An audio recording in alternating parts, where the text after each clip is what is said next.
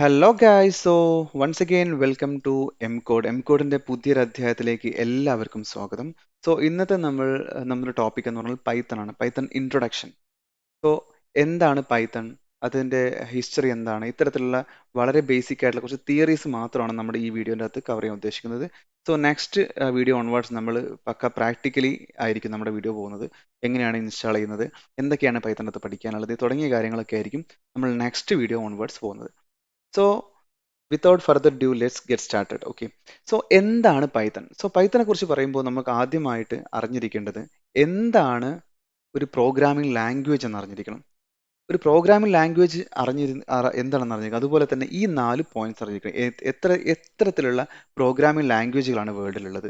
അതുപോലെ തന്നെ എന്താണ് പൈത്തൺ, പൈത്തണിന്റെ ഹിസ്റ്ററി എന്താണ്, പൈത്തൺ എവിടെയെല്ലാം യൂസ് ചെയ്യുന്നത്, ഇത്തരം കാര്യങ്ങൾ മാത്രമാണ് ഇന്നത്തെ വീഡിയോയിൽ ഞാൻ കവർ ചെയ്യാൻ ഉദ്ദേശിക്കുന്നത്. സോ ആദ്യം തന്നെ എന്താണ് programming language? So programming language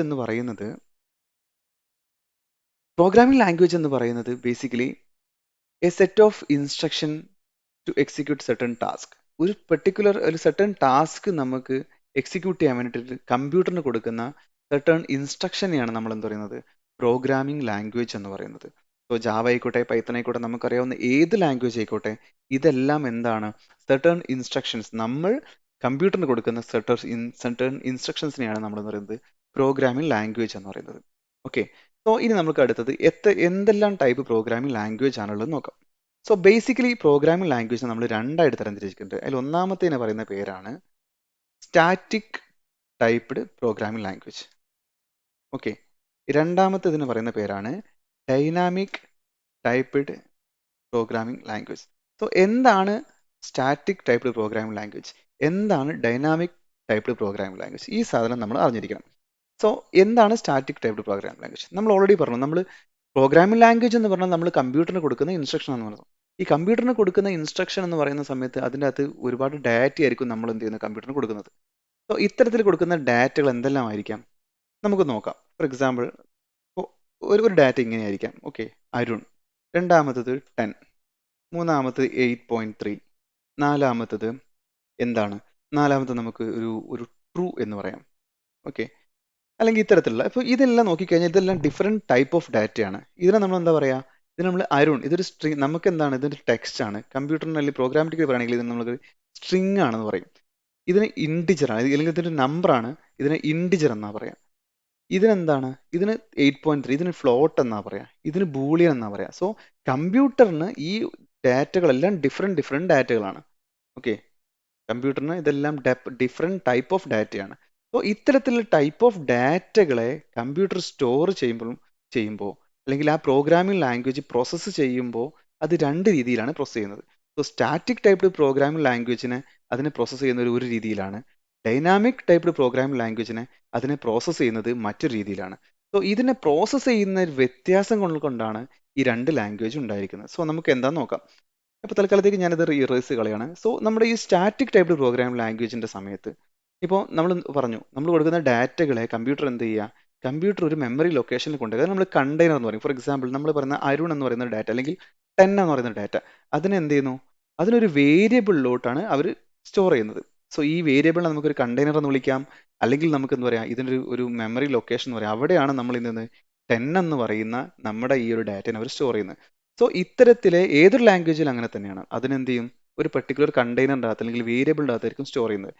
ഈ വേരിയബിളിനെ സ്റ്റോർ ചെയ്യുന്നതുമായി ബന്ധപ്പെട്ട ഒരു ചെറിയൊരു സംഭവം വെച്ചിട്ടാണ് എന്ത് ചെയ്യുന്നത്, ഈ ഒരു സ്റ്റാറ്റിക്കും ഡൈനാമിക്കും ഡിഫറെൻറ്റ് വരുന്നത്. അതെന്താണെന്ന് പറയാം. സ്റ്റാറ്റിക് ടൈപ്ഡ് പ്രോഗ്രാമിംഗ് ലാംഗ്വേജിൻ്റെ അകത്ത് നമ്മളൊരു വേരിയബിൾ ക്രിയേറ്റ് ചെയ്യുമ്പോൾ അല്ലെങ്കിൽ ആ കണ്ടെയ്നറിനെ ക്രിയേറ്റ് ചെയ്യുമ്പോൾ ആ കണ്ടെയ്നറിൻ്റെ അകത്ത് എന്ത് തരം ഡാറ്റയാണ് നമ്മൾ കൊടുക്കുക എന്നുള്ളത് ആദ്യം തന്നെ നമ്മൾ പറഞ്ഞു കൊടുക്കണം, ആ ലാംഗ്വേജിന് പറഞ്ഞു കൊടുക്കണം. ഫോർ എക്സാമ്പിൾ, ഇവിടെ നമ്മൾ ഇപ്പോൾ ഇൻഡ് എ എന്ന് പറയും. ഇവിടെ നോക്കിക്കഴിഞ്ഞാൽ നമ്മൾ ഇതിനെ ഇൻഡ് എ എന്ന് പറയുന്ന ആദ്യം തന്നെ ഡിക്ലെയർ ചെയ്യൽ ആവശ്യമാണ് സ്റ്റാറ്റിക് ടൈപ്ഡ് പ്രോഗ്രാമിംഗ് ലാംഗ്വേജുകൾക്ക്. ഓക്കെ, എങ്കിൽ മാത്രമേ നമുക്ക് അതിന് എന്ത് ചെയ്യാൻ പറ്റുള്ളൂ, ഈ ഒരു കണ്ടെയ്നറിൻ്റെ അകത്തുള്ള അല്ലെങ്കിൽ വേരിയബിളിൻ്റെ അകത്തുള്ള നമുക്ക് 10 എന്ന് പറയുന്ന ഡാറ്റ ഇടാൻ പറ്റുള്ളൂ. അങ്ങനെ ഡിക്ലറേഷൻ നിർബന്ധമായ ലാംഗ്വേജുകൾക്കാണ് നമ്മൾ സ്റ്റാറ്റിക് ടൈപ്ഡ് പ്രോഗ്രാമിംഗ് ലാംഗ്വേജ് എന്ന് പറയുന്നത്. നമുക്ക് ഈ ഡാറ്റനെ വേണമെങ്കിൽ നെക്സ്റ്റ് ലൈനെ നമുക്ക് വേണമെങ്കിൽ നമുക്ക് മോഡിഫൈ ചെയ്യാം. അപ്പോൾ നമ്മൾ ആദ്യം എ എന്ന് പറയുന്ന കണ്ടെയ്നറിനകത്ത് 10 എന്ന് വാല്യൂ ഇട്ടു, അതിനെ പിന്നെ നമ്മൾ മാറ്റി 20 എന്ന് വാല്യൂ ഇട്ടു.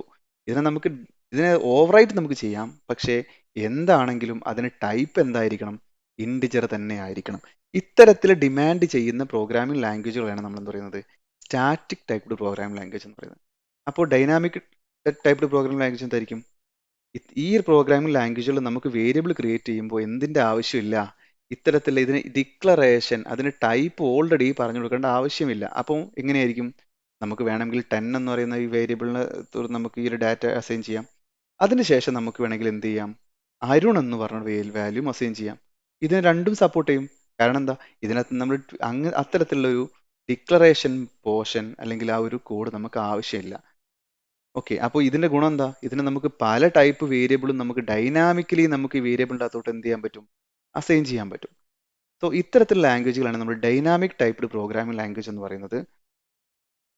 അല്ലാത്തതിനെ ഇതിനെ നമ്മൾ സ്റ്റാറ്റിക് ടൈപ്ഡ് പ്രോഗ്രാമിംഗ് ലാംഗ്വേജ് ആണ്. സോ ഇത് നമ്മൾ ബേസിക്കലി അറിഞ്ഞിരിക്കണം. സോ നമ്മൾ എന്താണ് പ്രോഗ്രാമിംഗ് ലാംഗ്വേജ് എന്ന് പഠിച്ചു? അത് സെറ്റ് ഓഫ് ടാസ്ക് ആണ്, സെറ്റ് ഓഫ് ഇൻസ്ട്രക്ഷൻസ് ആണ് to execute certain task.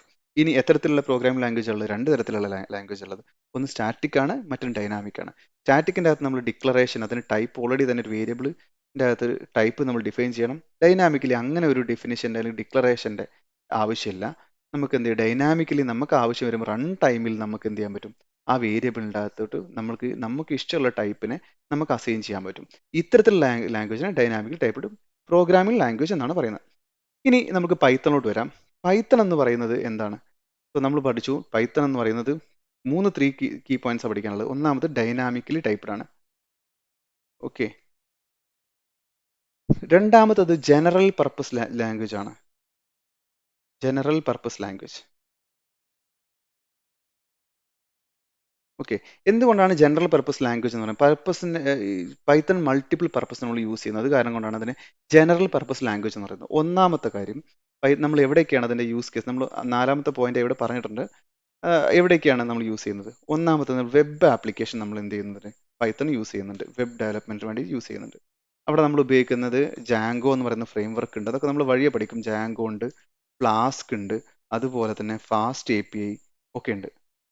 So ഇത്തരത്തിലുള്ള ഫാസ്റ്റ് API ഉണ്ട്, ജാങ്കോ ഉണ്ട്, ഫ്ലാസ്ക് ഉണ്ട്. ഈ വെബ് ഡെവലപ്മെന്റ് പർപ്പസിന് വേണ്ടി നമ്മൾ എന്ത് ചെയ്യുന്നുണ്ട്? പൈത്തൺ നമ്മൾ യൂസ് ചെയ്യുന്നുണ്ട്. രണ്ടാമത്തത് എന്താണ്?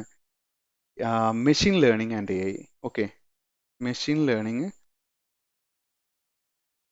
അല്ലെങ്കിൽ AIക്ക് നമ്മൾ യൂസ് ചെയ്യുന്നുണ്ട്. മൂന്നാമത്തത് ബിഗ് ഡാറ്റയിൽ നമ്മൾ യൂസ് ചെയ്യുന്നുണ്ട്. ബിഗ് ഡാറ്റ പ്രോസസ്സ് ചെയ്യാൻ വേണ്ടിയിട്ട് യൂസ് ചെയ്യുന്നുണ്ട്. പിന്നെ എന്താണ്? പിന്നെ നമ്മൾ ഗെയിമിന് ഡെസ്ക്ടോപ്പ് ആപ്ലിക്കേഷന് വേണ്ടി ഉപയോഗിക്കുന്നുണ്ട്. ഓക്കെ. സോ ഇതൊരു മൾട്ടിപ്പിൾ ജനറൽ പർപ്പസിന് വേണ്ടി ഉപയോഗിക്കുന്ന ലാംഗ്വേജ് ആയതുകൊണ്ടാണ് ഇതിന് എന്ത് പറയുന്നത്? ജനറൽ പർപ്പസ് ലാംഗ്വേജ് എന്ന് പറയുന്നത്. പിന്നെ മൂന്നാമത്തത് മനസ്സിൽ ഇതൊരു ഇന്റർപ്രിറ്റർ ലാംഗ്വേജ് ആണ്. Interpreter language. എന്താണ് ഇന്റർപ്രിറ്റർ ലാംഗ്വേജ് എന്ന് വെച്ച് കഴിഞ്ഞാൽ, ഇന്റർപ്രിറ്റർ ലാംഗ്വേജ് എന്ന് പറഞ്ഞാൽ നമ്മൾ ഓൾറെഡി പറഞ്ഞു, നമ്മൾ എന്താണ് പ്രോഗ്രാമിംഗ് ലാംഗ്വേജ് പറഞ്ഞ സമയത്ത് നമ്മൾ പറഞ്ഞു, നമ്മൾ സർട്ടേൺ ഒരു സെറ്റ് ഓഫ് ഇൻസ്ട്രക്ഷൻ നമ്മൾ എന്ത് ചെയ്യുന്നുണ്ട്? കമ്പ്യൂട്ടറിന് കൊടുക്കുന്നുണ്ട്. കമ്പ്യൂട്ടർ എന്ത് ചെയ്യുന്നു? നമുക്കൊരു ടാസ്ക് എക്സിക്യൂട്ട് ചെയ്ത് തരും, നമുക്കൊരു ടാസ്ക് ചെയ്തു തരും. ഇതിനാണ് പ്രോഗ്രാമിംഗ് ലാംഗ്വേജ് എന്ന് പറയുന്നത്. ഇനി ഈ പ്രോഗ്രാമിംഗ് ലാംഗ്വേജിന്റെ അകത്ത് എന്തുണ്ട്? ഒരു സിസ്റ്റം സോഫ്റ്റ്വെയർ അല്ലെങ്കിൽ ഒരു ടൂൾ ഉണ്ട്. ആ ടൂളാണ് എന്ത് ചെയ്യുന്നത്? നമ്മൾ കൊടുക്കുന്ന ലാംഗ്വേജുകളെ എന്ത് ചെയ്യുന്നത്? അതിന് കമ്പ്യൂട്ടറിന് മനസ്സിലാകുന്ന ലാംഗ്വേജായി കൺവേർട്ട് ചെയ്യുന്നത്. ഇപ്പോൾ നമ്മൾ കൊടുക്കുന്നത് ഇംഗ്ലീഷ് ലാംഗ്വേജ് ആയിരിക്കും അല്ലേ? ഈ ഇംഗ്ലീഷ് ലാംഗ്വേജിനെ എന്ത് ചെയ്യുന്നുണ്ട്? അത് കൺവേർട്ട് ചെയ്ത് സിസ്റ്റം അല്ലെങ്കിൽ മെഷീൻ ലാംഗ്വേജ് ആയിട്ടുള്ള സീറോസ് ആൻഡ് വൺസ് മാത്രമേ കമ്പ്യൂട്ടറിന് അറിയത്തുള്ളൂ. ഇത് കൺവേർട്ട് ചെയ്യുന്ന ഈ ടൂളിന് പറയുന്ന പേരാണ് ഇന്റർപ്രിറ്റർ ആൻഡ് അല്ലെങ്കിൽ നമ്മൾ കമ്പൈലർ എന്ന് പറയുന്നത്. സോ അതിന് ഡിഫറൻസ് നമ്മൾ വഴിയെ പഠിക്കും. സോ ഈ 3 പോയിന്റ്സ് ആണ് പൈത്തനെ കുറിച്ച് പഠിക്കാനുള്ളത്. ഡൈനാമിക്കലി ടൈപ്പ്ഡ്, അതുപോലെ തന്നെ ജനറൽ പർപ്പസ്, ഇന്റർപ്രിറ്റർ ലാംഗ്വേജ് ആണ്. ഓക്കെ. ഇനി നമ്മൾ ഹിസ്റ്ററിയിലോട്ട് നമ്മൾ വരികയാണെങ്കിൽ പൈത്തൺ അതിൻ്റെ ഉപജ്ഞാതാവ് എന്ന് പറയുന്നത് ക്യൂഡോ വാൻ റോസം ആണ്. Okay, Guido van Rossum. Okay, ഇദ്ദേഹം അത് കണ്ടുപിടിച്ചേക്കുന്നത് 1991-ലാണ്. ഓക്കെ, അതിൻ്റെ ആദ്യത്തെ വേർഷൻ എന്ന് പറയുന്നത് 0.9.0 ആയിരുന്നു. ഓക്കെ, ഇത് ജാവയെക്കാട്ടിലുമുള്ള മുന്നേയുള്ള ലാംഗ്വേജ് ആണ്. ജാവ വന്നത് 1995-ലാണ്. ഓക്കെ, അപ്പോൾ ഇതാണ് ഇതിനെ ഹിസ്റ്ററി കുറിച്ച് പഠിക്കാനുള്ളത്. പിന്നെ യൂസ് കേസ് നമ്മൾ പഠിച്ചു, എന്താണ് പൈത്തൺ എന്ന് പഠിച്ചു, എന്തെല്ലാമാണ് ടൈപ്പ് ഓഫ് ലാംഗ്വേജും നമ്മൾ പഠിച്ചു. സോ ഇത്രയൊക്കെയാണ് നമ്മുടെ ഈ ലാംഗ്വേജ് ഈ ഒരു വീഡിയോ നമ്മൾ ഉദ്ദേശിക്കുന്നത്. സോ നമ്മൾ നെക്സ്റ്റ് വീഡിയോ മുതൽ പൈത്തൺ എങ്ങനെയാണ് ഇൻസ്റ്റാൾ ചെയ്യുന്നത് എന്ന് തുടങ്ങിയ കാര്യങ്ങൾ നമ്മൾ ഡീറ്റെയിൽ ആയിട്ട് തന്നെ പറയുന്നതാണ്. So once again welcome back to our series. Okay.